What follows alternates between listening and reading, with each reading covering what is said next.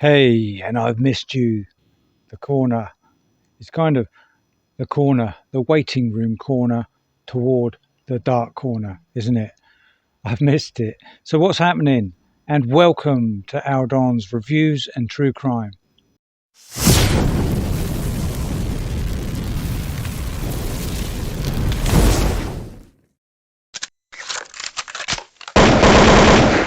So we've got all the usual, well not usual, different feuds, isn't it, this time? All the feuds going on. So we've got Shadow and Paddy. Are they working together? And maybe if he could get the bird to come out and see her side, you might say, you're not saying that, you're only saying one side. And yes, I'm telling you the other side. Our story script writer who started our story, Shadow, met him on Tinder. What's all that about? She's planned this one, I think, just to write a story, film. That's what I think. She's one of them. Or are they just business partners? So we have everyone coming in on Shadow for his conviction and his Court of European review. We've had lives and Shadow getting it in the neck and threatening abuse, threatening to kill people, and all the juicy stuff that goes on.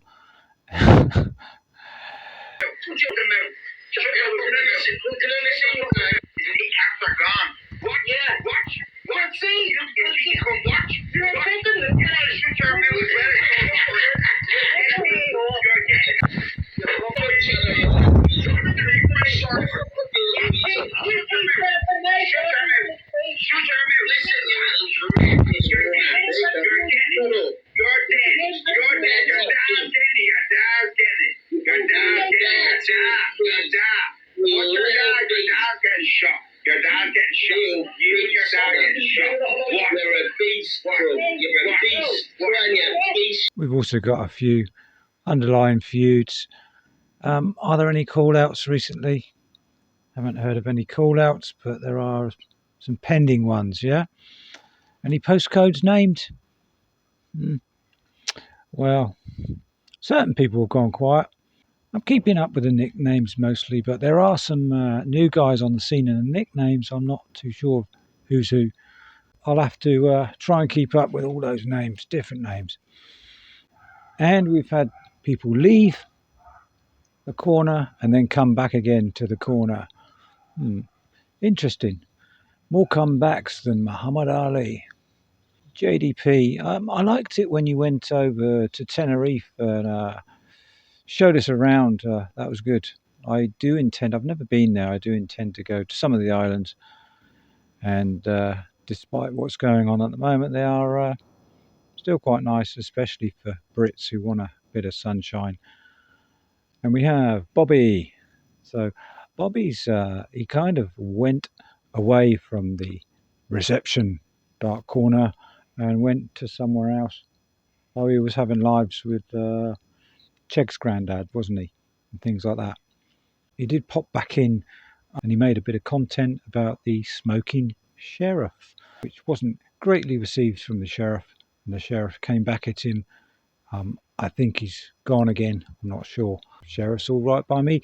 Bobby's all right by me. Always has been. And I would have liked to have met him in Sheffield when I went up to Sheffield that time.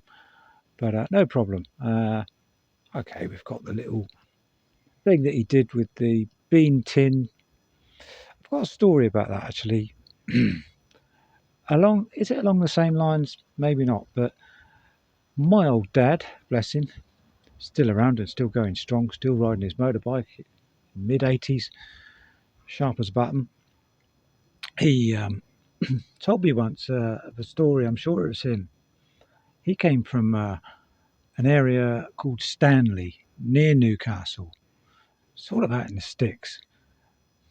Bit of a rough upbringing as such, never had any shoes to start with, things like that.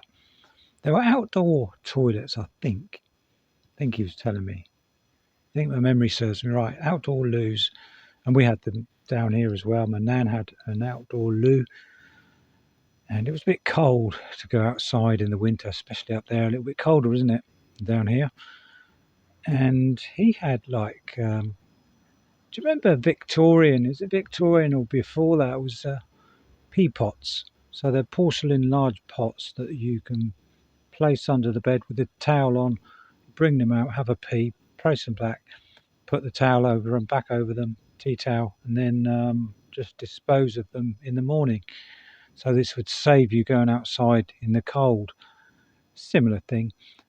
When I was brought up in the caravan, so we had no inside loo.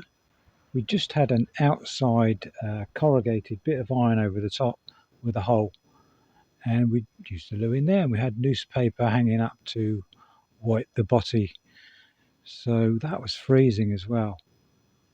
So we could have done with those porcelain PP things. We never peed in anything inside, but it's the old days for you.